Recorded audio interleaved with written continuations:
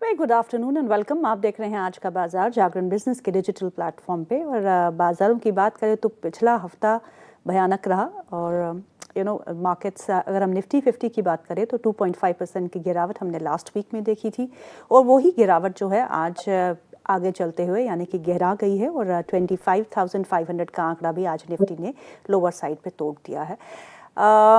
इस इशू पे बात करेंगे कि गिरावट क्यों आई और अनएक्सपेक्टेड मूव था लास्ट वीक का, और आज भी जो बाजार में गिरावट देखने को मिल रही है it is majorly because of the global uncertainty. Budget से पहले ऐसी गिरावट पे आपको क्या करना चाहिए ऐसे मार्केट्स में जहां गोल्ड और सिल्वर अपनी ऊंचाइयों पे छू रहे हैं, करेंसी पे प्रेशर देखने को मिल रहा है एक बार फिर, तेल का खेल जो है दुनिया का ऑर्डर चेंज कर रहा है, इस सब पे चर्चा करेंगे। खास मेहमान हमारे साथ जो जुड़े हैं mister Gaurang Shah, head investment strategist at Geojit financial services, and technical side पे mister Raja Venkataraman, he is at Neo trader, इनकी अपनी he is a founder of Neo trader. आप दोनों का बहुत बहुत स्वागत है कार्यक्रम में। My first question goes to Gaurang sir. Gaurang sir, last week was disasters और हफ्ते का पहला दिन भी ऐसा ही कुछ लग रहा है। निफ्टी ने 25,500 का आंकड़ा नीचे की तरफ तोड़ दिया है। बहुत क्रिटिकल सपोर्ट जो है वो अब 200 डे मूविंग एवरेज के आसपास है जो 25,200 माना जा रहा है ऑन द टेक्निकल फ्रंट। पर ये जो दुनिया में हो रहा है इसका इम्पैक्ट नेट नेट इंडिया पे क्या पड़ सकता है और इंडिया में जो निवेशक है उनको अब अपने पोर्टफोलियोज के साथ क्या करना चाहिए, क्या स्ट्रैटेजी होनी चाहिए? बहुत बहुत धन्यवाद बीतू जी इस मंच पर आमंत्रित करने के लिए। सभी को प्रणाम और शुभ दिन। हमारे तरफ से एक छोटा डिस्क्लोजर देना अनिवार्य होगा पहले कि जो भी निवेश लायक रणनीति आज दोपहर इस कार्यक्रम में रखेंगे ये हमारी फंडामेंटल रिसर्च टीम यानी कि बुनियादी तर्क के आधार पर लंबी अवधि के लिए सुझाव होगा। इसमें हमारी कंपनी जियोजेट अथवा मेरा किसी भी प्रकार का व्यक्तिगत निवेश नहीं है, ना ही किसी प्रकार का वित्तीय लाभ मिलता है, ना ही किसी प्रकार का कॉन्फ्लिक्ट ऑफ इंटरेस्ट। लेकिन इसी स्तर पर राय हमारे क्लाइंट्स को देते हैं, संभवता पूर्वक उनका निवेश हो सकता है। देखिए तीतू, असर क्या पड़ सकता है तो असर तो दिख गया पिछले हफ्ते से। जिस प्रकार से हमने नीचे की तरफ के दायरे देखे, 500% की टैरिफ, उनके एक कॉमर्स सेक्रेटरी है लुटनिक जिन्होंने कहा कि प्रधानमंत्री मोदी जी ने नहीं किया ट्रंप को, इसके लिए ये डील नहीं हो पाई जी।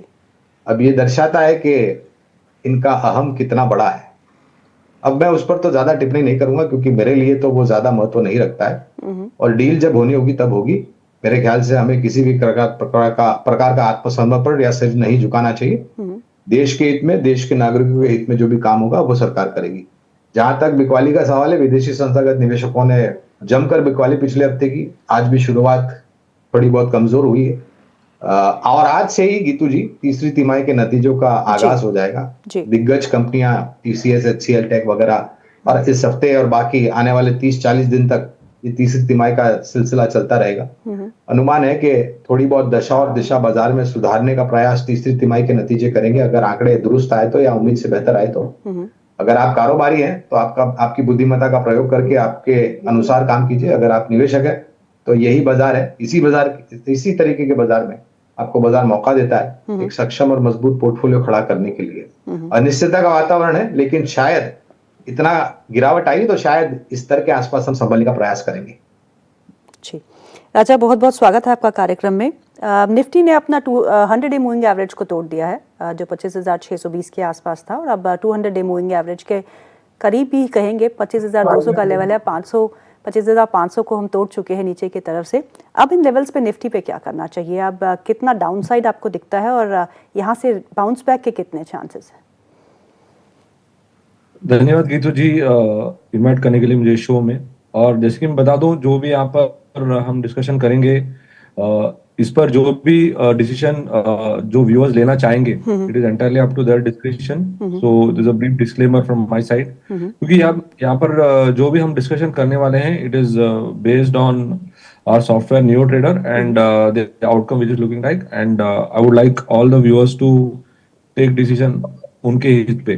Now moving to the levels जो आपने बताया है 25,600, हम 25,000 से आ रहे हैं और लेवल्स गिराते जा रहे हैं, बट मार्केट में कोई रुकावट नहीं है इस गिरावट की। तो उसका मतलब साफ है कि ग्लोबल जो तनाव है उसकी वजह से जो प्रेशर है वो बरकरार रहेगी। और मुझे लग रहा है कि आज के दिन शायद हम ऑप्शन डेटा के तहत एक डीप ओवरसोल्ड लेवल पहुंच जाएंगे। तो मुझे लग रहा है कि आज एक रुकावट में एक जो फॉल में एक रुकावट आ सकती है, और मुझे लग रहा है कि अराउंड 25,400 से लेके 500 एक अच्छा सपोर्ट है ओके। जहां पर निफ्टी रुक सकती है। तो लेकिन रैलीज पर जो है जैसे कि जो दृश्य बन रहा है यहाँ पे, मुझे लग रहा है कि रैली पर एक कंटिन्यूअस सेलिंग प्रेशर आ सकती है। तो मुझे लग रहा है कि आगे वाले दिनों में यस नतीजे के आंकड़े आएंगे, और आज से Q3 के जो दिग्गज नंबर्स है वो सारे आएंगे, बट लेकिन जो माहौल जो बन रहा है वो थोड़ी ग्रिम है, और मुझे लग रहा है कि रैली पर सेल आने की संभावना है। तो मुझे लग रहा है कि एक sell on rally approach maintain करना चाहिए till the end of this expiry. तो सेल ऑन रैली का अप्रोच रखना चाहिए till the end of the expiry, ऐसा मानना है राजा का। आज नतीजे भी आने वाले हैं TCS के और HCL टेक के, दोनों दिग्गज कंपनियां हैं, निफ्टी की कंपनियां हैं। और नतीजों से पहले जो है TCS में थोड़ी बहुत बॉयंसी देखने को मिल रही है। आज सुबह खुलते हुए तो हरा निशान था। आई डोंट नो अभी मार्केट में इस समय TCS कहाँ कामकाज कर रहा है। हाँ, थोड़ा बहुत इट्स स्टेबल, यहाँ कोई ज़्यादा डेंट देखने को नहीं मिल रहा। जो एक्सपेक्टेशन है डॉलर रेवेन्यू सीक्वेंशियल यानी कि क्वार्टर ऑन क्वार्टर 0.3% का इंक्रीज देखने को मिल सकता है, और रुपी रेवेन्यू में 1.4% सीक्वेंशियली ग्रोथ देखने को मिल सकती है। इसके तहत मार्जिन्स जो है 25% के आसपास रह सकते हैं, और मैनेजमेंट की कमेंट्री पे जो है सबका ध्यान रहेगा। तो TCS के नतीजे के अनुमान गौरांग सर आपके क्या है? देखिए, सबसे बड़ी टिप्पणी जो हमें रुचि होगी सुनने के लिए वो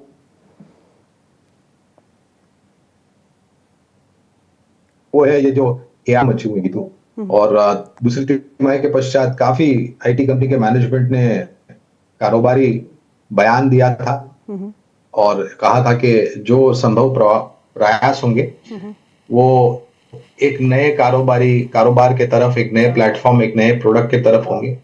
वहां पर कितनी उनको सफलता हासिल हुई है ये सुनना अनिवार्य होगा। अब जाहिर है AI के लिए आपको कर्मचारियों की संख्या भी बढ़ानी पड़ेगी, तो वहां पर क्या परिस्थिति है, एट्रिशन रेट क्या है। और देखिए, TCS और बाकी कुछ कंपनियां ऐसी है जो आगे बढ़ते हुए टिप्पणियां नहीं करती हैं, बहुत ही कंजर्वेटिव रहती है। तो ये जो परिस्थिति अमेरिका में उभरी है उसका किस प्रकार का असर हुआ है, और वो किस प्रकार से इस परिस्थिति को संभालते हैं, वीजास वगैरह को लेकर के, H1B वीजा, F1 वीजा वगैरह वगैरह। यही मेरे ख्याल से कुछ पहलू होंगे जहां पर हमारी नजरें होंगी, और क्या मैनेजमेंट टिप्पणी करती हैं ये सुनने के बाद हम थोड़ा बहुत प्रयास करेंगे किस तरीके से आने वाला भविष्य TCS और बाकी अन्य कंपनियों के लिए हुआ। लेकिन क्योंकि हम बात कर रहे हैं TCS के ऊपर, तो अनिवार्य होगा डिस्क्लोजर देना कि हमारी खरीदारी की राय TCS पर है। उनके AI डिक्लेरेशन के बाद उनका जो फोरे है AI में, उसकी वजह से थोड़ी बढ़ोतरी मिली तो जरूर, लेकिन उनकी जो चाल है पिछले दिनों से थोड़ी सुस्त है। इन कंपैरिजन HCL टेक काफी अच्छा प्रदर्शन कर रहा है, और दोनों IT कंपनीज है, और IT कंपनी के नतीजे हमेशा मिले जुले रहते हैं। तो मुझे लग रहा है कि अगर आपको चुनना हो तो आप HCL टेक चुन सकते हैं, बट अदरवाइज मुझे लग रहा है कि IT एक साइडवेज ही रहेगा आगे वाले दिनों में भी। एक हल्का सा आपको एक रुझान देखने मिलेगा नतीजे के, एक रेंज बाउंड सिनारियो में अभी चल सकता है थोड़े दिनों के लिए। ओके, आज जहाँ पे मोमेंटम देखने को मिल रहा है, जहाँ हरा निशान है, वो कंजम्पशन स्टोरीज है, और जब डीमार्ट के नतीजे आए उसके बाद एक अच्छा मोमेंटम जो है कुछ अच्छे रिटेल स्टॉक्स में देखने को मिल रहा है। ट्रेंड जहाँ एक बहुत ही डेंट हम देख चुके हैं, आज 1.25% ऊपर है हरे निशान में यहाँ कामकाज करते हुए। Asian paints again a consumption story, आधा फीसदी का मजबूती यहाँ देखने को मिल रही है, 2840 के आसपास का स्तर है। डीमार्ट के नतीजों की बात कर लेते हैं। नेट प्रॉफिट अप 17%, 856 करोड़ रहा। रेवेन्यू में 13.3% का इजाफा देखने को मिला। तो जो रिजल्ट्स थे वो पॉजिटिव ही थे, एस्टिमेट्स को बीट किया। उसके बाद एक अच्छे गैप अप के साथ हमने ओपनिंग तो की थी, लेकिन अब हम फिर फिसल चुके हैं। सो एवेन्यू सुपरमार्ट्स के नतीजे आपको कैसे लगे गौरांग सर, और इसका इम्पैक्ट हम आज कुछ कंजम्पशन स्टॉक्स में देख रहे हैं, खासतौर पे Trent, Godrej consumer, Tata consumer. आपकी क्या राय होगी?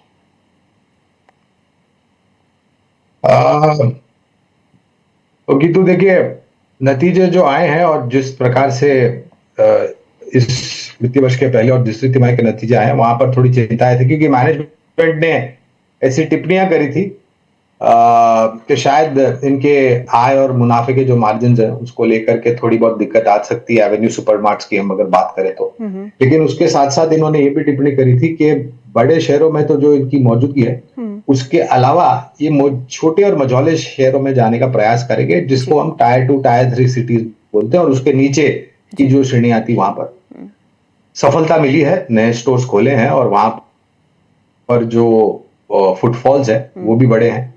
और ऐसा होता है ना कि एक स्टोर खोलने के बाद कि उस स्टोर का योगदान बैलेंस शीट पर आने के लिए समय लगता है जी। तो क्योंकि ये हाल ही में प्रयास है इनका, तो मेरे ख्याल से चौथी तिमाही में और आने वाले वित्तीय वर्ष में आपको ज्यादा बेहतर बैलेंस शीट पर आते हुए दिखेगा। बुनियादी तर्क के आधार पर एवेन्यू सुपरमार्ट्स पर हमारी खरीदारी की राय काफी लंबे समय से रही है और वो आज के तारीख में भी है। राजा, आज लाइफ इंश्योरेंस से जुड़ी हुई कंपनीज में थोड़ा बहुत मोमेंटम देखने को मिल रहा है। SBI लाइफ 1% ऊपर है, HDFC लाइफ में भी करीबन 1% का इजाफा देखने को मिल रहा है। दोनों ही निफ्टी 50 की कंपनीज है। इन दोनों के चार्ट्स क्या कहते हैं? देखिए, जो इंश्योरेंस एज अ सेक्टर काफी अच्छा एक हमें मूवमेंट दिखाई दे रहा है काफी दिनों से, और उनमें मुझे लग रहा है कि SBI लाइफ की जो चाल है वो काफी मजबूत है, और मार्केट में हमने प्रॉफिट बुकिंग देख रहे हैं, हम एक सेलिंग प्रेशर देख रहे हैं, बट SBI लाइफ इस घड़ी को भी अच्छी तरह से झेल पा रहा है। तो उसका मतलब यही है कि इसमें जो बुलिश मोमेंटम है वो अभी भी बरकरार है, और मुझे लग रहा है कि अगर किसी को निवेश करना है थोड़े 6 से 8 महीने के लिए, तो वो मेरा पिक होगा SBI लाइफ, क्योंकि यहाँ से अच्छा मूवमेंट मुझे नजर आ रहा है आगे वाले दिनों में। मेटल स्पेस में आज एक अच्छा रुझान देखने को मिल रहा है, क्योंकि आप इंटरनेशनल मार्केट में देखें तो ferrous, non ferrous metal, bullions सभी एक अच्छे मोमेंटम में है। गोल्ड और सिल्वर ने आज एक नया उच्चतम फिर से बनाया है। कॉपर में देखें तो एक अच्छा मोमेंटम बना हुआ है। एल्युमिनियम में देखें इंटरनेशनल मार्केट्स में तो अच्छा रुझान बना हुआ है। और आज अगर हम अपने मार्केट्स में देखें तो Hindustan zinc, Hindustan copper, Vedanta, Tata steel, Hindalco, SAIL हरे निशान में कामकाज करते हुए। Metal as a space, Gaurang sir, and also on the bullions, gold and silver, I mean रुकने का नाम नहीं ले रहे, और सिल्वर में तो जोर तोड़ तेजी देखने को मिल रही है। आज भी इंटरनेशनल मार्केट में इस समय 6% का इजाफा है, गोल्ड में 2% का इजाफा है, ऑल टाइम हाई पे। पहले धातु क्षेत्र की बात कर लेते कि सोने चांदी पर तो हमने काफी समय से आपके साथ बात करते हुए हमारा जो नजरिया है, और वो नजरिया में कोई बदलाव नहीं हुआ है कि तो आज के तारीख में भी जो 3 महीने पहले, 6 महीने पहले, साल भर पहले, 1.5 साल पहले, 2 साल पहले जो भी हमने बात करी है वो आज की तारीख में भी है।